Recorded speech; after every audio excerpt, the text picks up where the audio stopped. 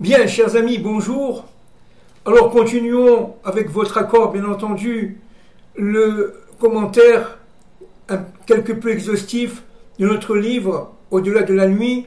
Nous sommes arrivés aux pages terminales, page 265 et suivantes, mais les thèmes sont tellement énormes, tellement infinis, tellement importants, surtout aujourd'hui dans notre génération, que je me permets de rallonger un peu ce commentaire. Alors, nous étions arrivés dans la question, au problème, au sujet de la délivrance finale à la fin des temps de l'histoire. Et là, je voudrais particulièrement, évidemment, toujours avec nos maîtres, toujours avec le Zohar, toujours avec le Harizal, toujours évidemment avec le Rambam, etc., etc., tous nos maîtres, n'est-ce pas, de toutes les générations, dans un esprit de synthèse, bien entendu, en quelques minutes, essayer de comprendre quel est le secret de la délivrance finale. Qu'est-ce qui porte, quelle est l'essence même de la délivrance finale? Pourquoi faut-il y avoir une délivrance finale? Alors, pardon, pour commencer, je voudrais rappeler un thème fondamental par rapport à la délivrance dans le Zohar. Le Zohar et nos maîtres des secrets disent que dans les générations à la fin des temps de l'histoire, et particulièrement à la nôtre, il y aura une descente graduelle de la vision individuelle, collective et surtout universelle. La vision du divin sera de plus en plus opaque, de plus en plus voilée, de plus en plus refermée sur elle-même, de manière à ce que Dieu, quelque part, est absent, Chas v'Shalom, n'apparaît plus, une sorte de silence de Dieu. Et donc, dans ce monde-là qui descend au niveau spirituel d'obscurité en obscurité, on parle des forces d'obscurité, n'est-ce pas? Cela va amener, on le verra tout à l'heure, à ce que les kabbalistes appellent le théom. Le théom, ça veut dire l'obscurité la plus profonde qui nous permet tout simplement de descendre par graduation. Vous voyez, les économistes parlent de fonction en escalier. Vous voyez, ça descend, ça se calme, et là il y a toutes sortes de conséquences de cette descente, puis ça redescend, ça se calme, il y a encore des conséquences, des souffrances, etc., notamment des justes, et cela, non pas d'une manière infinie, on le verra tout à l'heure, mais d'une manière finie. Il y a un temps de la fin du mal. Le mal est tout simplement programmé à être, si vous voulez, anéanti, annihilé à la fin des temps de l'histoire. Donc il n'y a aucune peur à avoir. C'est un plan. Ce plan-là, il se dégage à partir de la Torah de la délivrance. Il se dégage à partir des secrets de nos maîtres. D'accord? Les nations, évidemment, ont aussi des secrets de leurs maîtres. Ok? Mais nous, les Hébreux, nous, Israël, nous avons les secrets de nos maîtres. Et ce que je veux dire là, c'est les secrets de nos maîtres d'une manière extrêmement évidemment non exhaustive et extrêmement spécialisée et résumée, bien entendu. Alors, prenons un exemple historique. Comment que les forces d'obscurité envahissent le monde? Comment les forces d'obscurité ont commencé à se dépasser elles-mêmes? Elles se sentaient tellement puissantes, n'est-ce pas, qu'elles ont commencé à utiliser les mouvements de l'histoire qui sont prévus par Dieu pour s'accaparer le bien. Comment elles ont fait? On va prendre des exemples historiques très simples. Regardons. Le marché au niveau économique, le libéralisme au niveau économique, qui est apparu au XIXe siècle, à la fin du XVIIIe siècle en Angleterre, au début du XIXe siècle, en France, en Allemagne, etc. Sur quoi repose-t-il? Il repose en fin de compte sur des idées extrêmement simples, voulues par le maître de l'histoire, voulues par Dieu d'ailleurs entre parenthèses. Nos économistes du XVIIIe siècle, comme Adam Smith, dans son livre de la division du travail en 1776, et c'est pas le seul, parlaient de la main invisible. Évidemment, la main invisible, c'était Dieu. C'est-à-dire quoi la main invisible? C'est-à-dire celui qui agit dans l'histoire. Les économistes de cette époque-là en étaient conscients. Dieu est présent dans leur histoire. Et qu'est-ce qu'il disait? Il disait qu'en fin de compte, tout est équilibre. Tout repose sur la cohérence, la solidarité, la complémentarité des tâches, sur tout simplement la symbiose, sur l'harmonie. Et chaque chose a sa place. Chaque chose a sa place. Chaque acteur de la vie économique, par exemple, n'est-ce pas, a un pouvoir.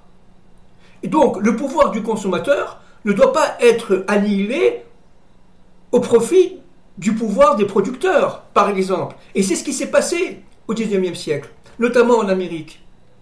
Au XIXe siècle, tout le XIXe siècle en Amérique, ça a été un siècle, si je parle à ce niveau-là, n'est-ce pas, de confiscation du pouvoir du consommateur par les producteurs.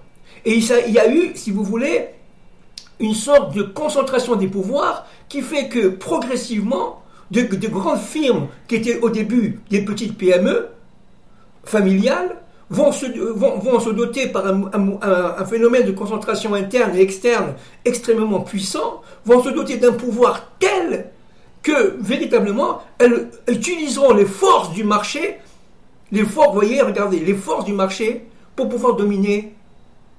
Et donc les forces d'obscurité vont pénétrer les mécanismes du marché de manière à ce qu'au XXe siècle, on a certes un siècle industriel, mais un siècle de consommation. C'est la société de consommation, notamment après la Seconde Guerre mondiale. La société de consommation. Qu'est-ce que ça veut dire la société de consommation? C'est que l'homme est devenu tout simplement un estomac. Il est devenu esclave de ses besoins, de ses désirs. Et on va développer, on va démultiplier la nature des besoins. Alors que les besoins sont en fait extrêmement peu nombreux. Nous n'avons pas besoin de changer de voiture tous les 6 mois, par exemple. Nous n'avons pas besoin de changer de chemise toutes les semaines. Une chemise, ça se lave. On n'a pas besoin de changer de paire de chaussures et de démultiplier la consommation. Mais pourquoi ils ont fait ça, ces forces d'obscurité? Pour pouvoir dominer les marchés. De manière à ce que, à la fin des temps de l'histoire, de plus en plus de concentration vont déclencher un pouvoir absolument inédit, jamais vu au niveau industriel et post-industriel, de manière à ce que le consommateur soit devenu tout simplement une chose. Manipulé par la publicité, manipulé par toutes sortes d'artifices commerciaux, qui aujourd'hui sont arrivés à un point de domination absolument éhonté, pour ne pas dire insupportable. Ça a envahi les consciences, ça a envahi tout simplement la mémoire, ça a envahi notre vie. Pourquoi? Pour nous empêcher tout simplement de penser. Pour agir comme des animaux, vous voyez, au niveau du nefesh, au niveau de l'âme animale, par des actes réflexes. Et tout a été organisé par ces forces d'obscurité. Regardez, ça descend par graduation. Déjà dans les années 30, je me rappelle avoir étudié et enseigné même le modèle de Zipf, dans les années 30, en Allemagne, notamment à Munich, avant l'arrivée des nazis, eh bien, il disait que de toute façon, l'achalandage, ça veut dire le fait que dans les rayons, il y a des produits qui sont des produits phares, ce qu'on appelle des produits vache à lait, ben, il va y avoir toutes sortes de produits qui ne sont pas des produits vache à lait, mais que les gens vont acheter par réflexe. Par exemple, si j'ai besoin d'huile, eh ben, j'aurai besoin de sauce tomate. Si j'ai besoin de sauce tomate, j'aurai besoin de pâtes. Si j'ai besoin de pâtes, j'aurai besoin de je ne sais pas quoi. Vous comprenez? Toutes sortes d'épices, etc. C'est-à-dire qu'en fin de compte, on va utiliser les mécanismes de la pensée, les mécanismes du cerveau, pour pouvoir faire du consommateur un esclave. Esclave de sa propre consommation. Et cela, on va créer des mythes. Le mythe, par exemple, des vacances. Et on va créer une économie de loisirs. Alors tout cela, je ne dis pas que c'est faux, je ne dis pas que c'est mauvais, je dis que c'est bien, mais le mal s'est emparé, vous voyez, s'est emparé de la vie de l'homme. Et pour progressivement, vous voyez, dynamique de l'histoire, envahir tout, l'économique, Et à partir de l'économique, vous avez le social. Pardon. À partir du social, vous avez le politique. Et tout aujourd'hui est dominé par ces forces profondes, obscures, qui font que, en fait, les équilibres de marché qui ont été créés par Dieu et par Dieu seul, bien entendu, et nos économistes le savaient au XVIIIe siècle, avant la laïcité athée, n'est-ce pas? Eh bien, il savait, va être, si vous voulez, entre guillemets, contraint de se cacher, et de se cacher de plus en plus, jusqu'au moment où on ne le voit plus. On se croit parfaitement libre. Or, Dieu est présent. Or, Dieu est présent, bien entendu, à chaque instant, j'allais dire presque à chaque respiration. Il nous aime d'abord. D'abord, il nous aime. Mais en plus, on est contrôlé. Il nous juge par son principe de justice. Et son principe de miséricorde, il nous octroie du bien. Tout est pour le bien. Tout est pour le bien. Alors on revient un peu. Cette descente en graduation, vous voyez, entraîne des souffrances. Des souffrances de plus en plus fortes. Pourquoi? Parce que celui qui cherche la vérité, celui qui cherche le véritable émet, eh bien, il est isolé. D'abord, il est isolé, il est seul, mais en plus, il est considéré comme un fou. C'est-à-dire, véritablement, comme quelqu'un, un extraterrestre, qu'on ne comprend pas ce qu'il fait, ce qu'il dit, qu'est-ce que tu racontes, la vie c'est ça, tout est bien, tout est calme, parce qu'on ne voit pas. Parce qu'on ne voit pas les mouvements profonds, les mouvements d'obscurité qui manipulent l'ensemble des équilibres économiques créés et voulus par Dieu, je répète. Donc tout le travail, si vous voulez, du Messie et de la Torah de la délivrance, c'est de retirer ces voiles et de comprendre d'abord, avant tout, qu'on est complètement manipulé, qu'on est complètement inféodé à des forces qui nous dépassent complètement, elles-mêmes étant dépassées par d'autres forces, et cela presque à l'infini, jusqu'à arriver au Théom Rabbah. Alors, il ne faut pas se décourager. Il nous est interdit de se décourager. Nos maîtres disent surtout patience. C'est un plan, c'est une volonté. C'est vrai que c'est très dur, c'est vrai qu'on souffre énormément, c'est vrai que on descend, c'est vrai que notre génération, surtout les générations modernes, depuis les 100 dernières années, avec les guerres, descendent très très profondément, au plus profond du Théom Rabbah. Le Théom Rabbah, disent nos maîtres, c'est l'obscurité la plus totale. Et donc, c'est descendre, si vous voulez, dans la profondeur de ces voiles, ce qu'on appelle en hébreu les clipotes. Et nous sommes aujourd'hui au fin fond de ces clipotes. Au fin fond de ces clipotes. Où véritablement l'homme est devenu un esclave, où la nation pratiquement est fourvoyée, qui a volé en fait en éclats, sous tout simplement la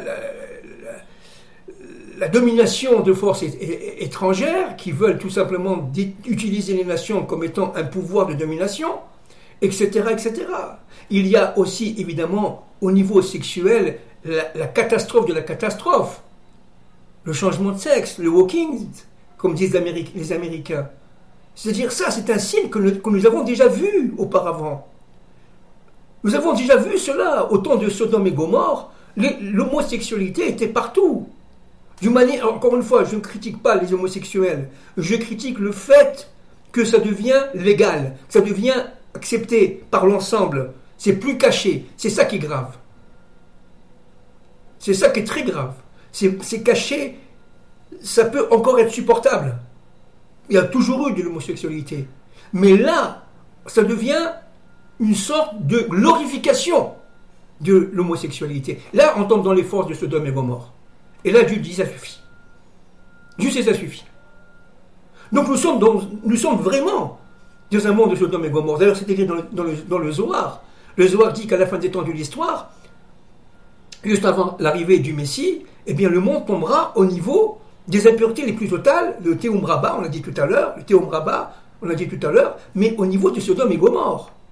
Alors, plus que ça, aujourd'hui, on subit les forces dominatrices qui étaient existantes à Sodome et Gomorrhe et que Dieu a détruit à ce moment-là, n'est-ce pas, au temps de Bereshit. Mais nous avons aussi les forces de Nimrod, une sorte de laïcité athée. Je n'ai rien contre la laïcité, bien entendu, mais je suis contre le fait de se battre contre la volonté de Dieu. Je suis contre le fait de rendre laïque, par l'athéisme, la séparation de Dieu et de son monde. C'est très grave.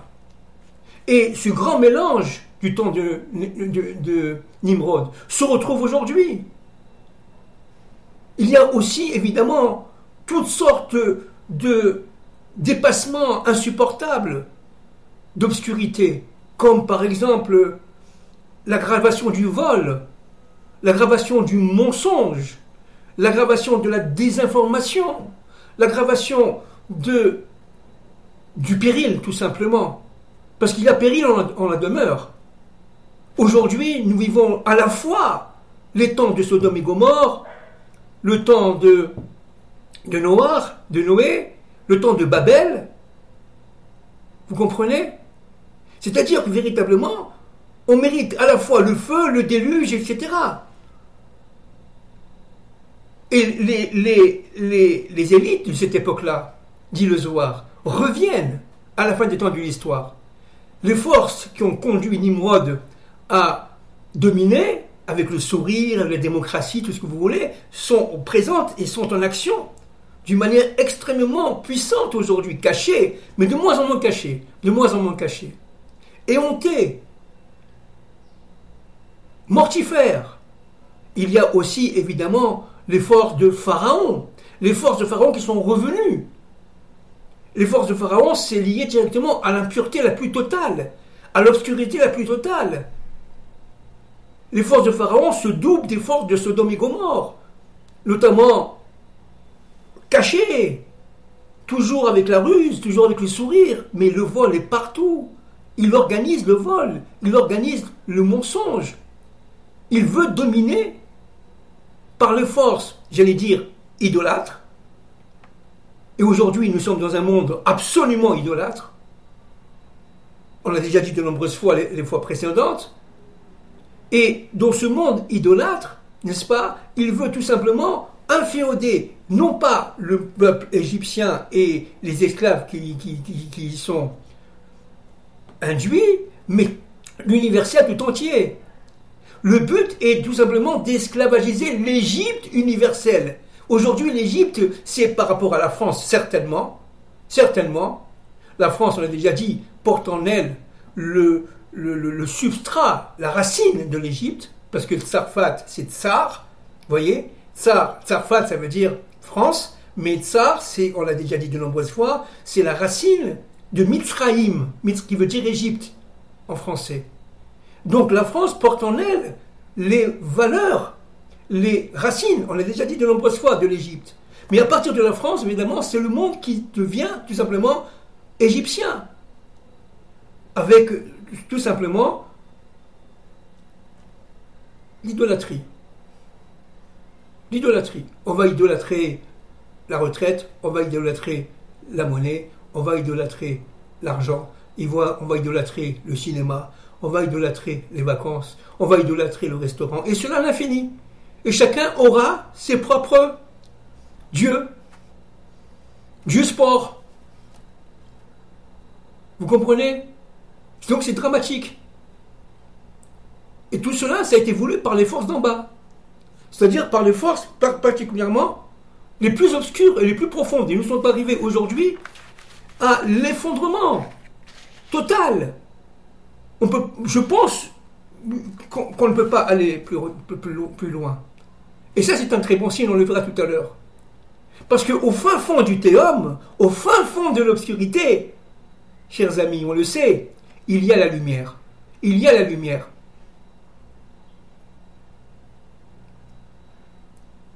Vous comprenez? Je vais vous lire, permettez-moi de vous lire un passage du Ramchal, l'immense Ramchal, le kabbaliste, Rabbi Moshe Chaim Luzzatto au XVIIIe siècle, qui a écrit dans son livre Date Dvunot, page 166 et suivante. Je vais vous lire ce qu'il avait dit. Bon, c'est traduit par mon maître, le Rav Shriki, dans son livre L'essence de la Torah. Vous voyez, la Torah éclairée par la Kabbale, aux éditions Ramchal, à Jérusalem. C'est un livre qui est de plus en plus difficile à trouver. Et voilà ce que disait le Ramchal, traduit en français. La cause essentielle de l'existence du mal, des forces d'obscurité, dans la direction, parce qu'il y a un plan, il y a une direction dans l'histoire. L'histoire n'est pas liée aux forces aveugles du hasard. C'est ça, si vous voulez, le plus de la Torah. C'est le Dieu qui est seul maître de l'histoire. C'est vrai qu'il peut utiliser les forces du hasard, oui, mais ces forces du hasard sont manipulées par Dieu. Alors, je continue. La cause essentielle de l'existence du mal dans la direction est la révélation de l'unité. Tout ce que veut Hachem, c'est qu'on comprenne qu'il y a un sens unitaire, pas uniforme, mais unitaire à tout ce que l'on fait, à tout ce que l'on pense. Il y a, si vous voulez, une sorte de mécanisme de solidarité qui fait qu'en fin de compte, c'est une sorte d'actions qui sont des actions complémentaires les unes par rapport aux autres et qui sont non substituables. Chacun est déterminé, chacun a sa capacité de faire cette action et chacun est irremplaçable. Chacun d'entre nous est irremplaçable. Vous comprenez ? Donc, qu'est-ce que c'est que l'unité ? C'est l'union, on l'a déjà dit de nombreuses fois, c'est l'union de la diversité. Et ce qu'il faut comprendre, c'est que toute l'histoire humaine est un grand puzzle où chaque action a sa place, chaque action a son sens. Alors je continue. C'est la révélation de l'unité qui nécessite, dans un premier temps, de dévoiler le mal, dit le Ramchal, de dévoiler le mal, et de laisser faire tout ce qui est dans sa nature. Dieu laisse le mal agir. Alors, on le sait tout ça, on l'a déjà dit de nombreuses fois auparavant, mais c'est par rapport au Ramchal là. C'est-à-dire qu'en fin de compte, le mal a le sentiment de se développer, comme il n'a pas la capacité de comprendre Dieu, donc il croit être seul dans l'histoire. Il se développe, mais en fait, c'est un instrument de Dieu. C'est un instrument, si vous voulez, un instrument rien. Le mal, c'est rien. Pour Dieu et pour son plan, c'est rien du tout. C'est un temps, mais il le laisse se développer. Pourquoi ? Regardez. Et il le laisse, dans un premier temps, de dévoiler le mal et de laisser faire tout ce qui est dans sa nature, dit le Ramchal, afin de démontrer ensuite l'unité de son gouvernement pour la transformation du mal en bien. Alors, c'est tout ce qu'on a dit, n'est-ce pas ? Le but, c'est le bien. Le mal a un temps. Il y a un temps de la fin du mal, tandis que le bien est éternel. Le but de la fin du mal, c'est lorsqu'on est arrivé au Théom Rabbah, ça veut dire à notre génération. Si vous me dites, monsieur Fabien, quelle est la preuve que nous sommes arrivés à la fin des temps de l'histoire ? Alors je vous dirai, à mon sens, on ne peut pas tomber plus bas. On est arrivé au niveau de l'obscurité des mondes, le plus bas possible. Plus bas que ça, eh bien tout simplement, c'est la destruction. Alors regardez ce que dit le Ramchal. Pour cette raison, le souverain se cache et voile sa face et laisse le mal s'amplifier jusqu'à la dernière limite possible. Jusqu'à la dernière limite possible. C'est-à-dire, regardez ce que dit, jusqu'à la quasi-destruction du monde. On l'a déjà dit de nombreuses fois, mais ça c'est très important pour comprendre le secret de la délivrance finale. Cette situation donnera alors un sens extrême, dit le Ramchal, à la révélation de son unité dévoilée. À la révélation de son unité dévoilée. Le but de la création, c'est de comprendre que Dieu et son monde forment l'unité, forment un. Dieu est un, mais seulement ce n'est pas dévoilé.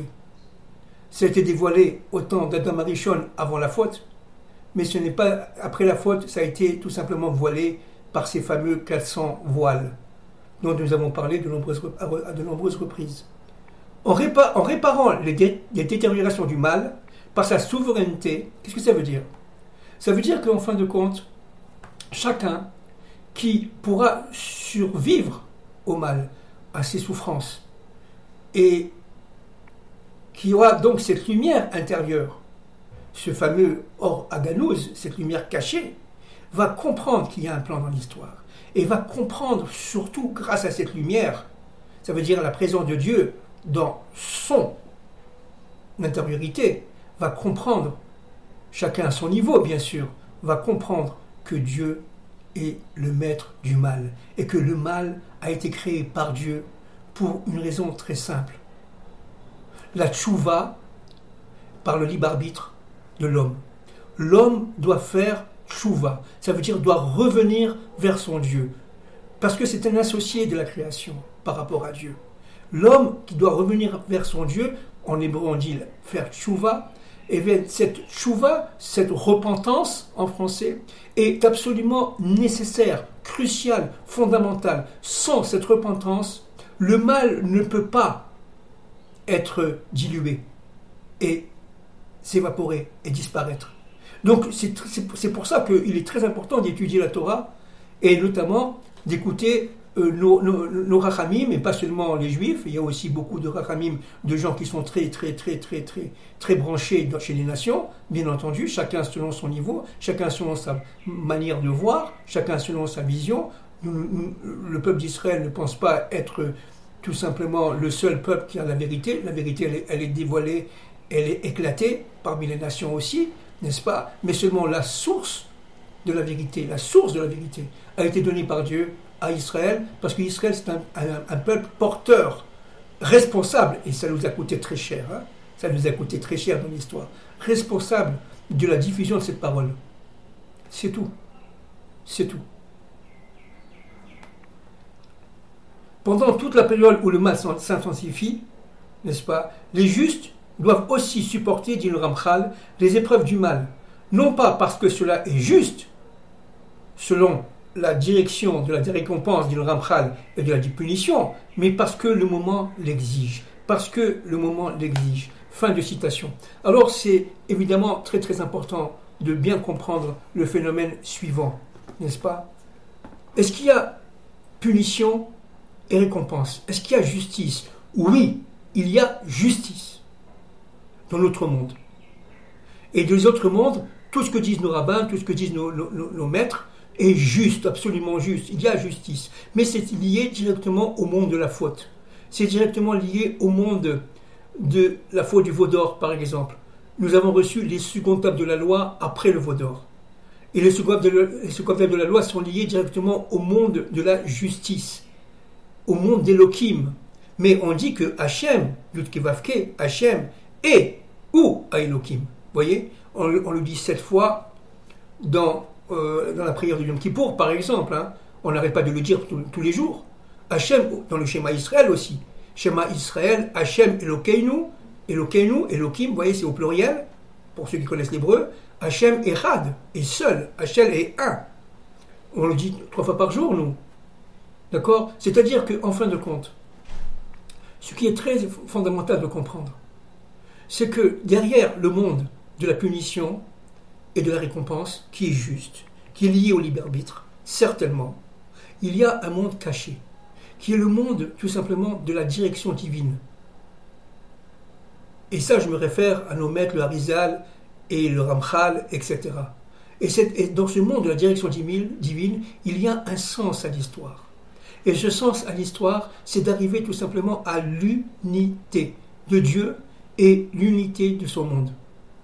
Et ce sens de l'histoire est absolument fondamental.